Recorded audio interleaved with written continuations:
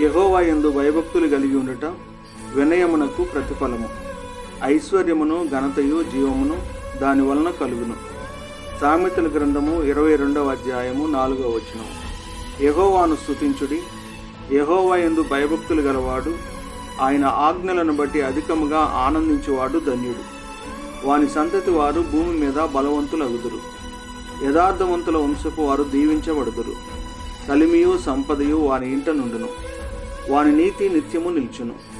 శరీర సంబంధమైన సాధకము కొంచెము మట్టికే ప్రయోజనకరమగును గాని దైవభక్తి ఇప్పటి జీవము విషయంలోను రాబో జీవము విషయంలోను వాగ్దానముతో కూడినదైనందున అది అన్ని విషయములలో ప్రయోజనకరమగును. దేవుడు అహంకారులను ఎదిరించి దీనులకు కృప అనుగ్రహించును.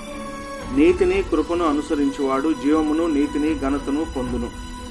దేవుడు మీకు ఎల్లప్పుడూ తోడయుండుగాక. ఆమేన్.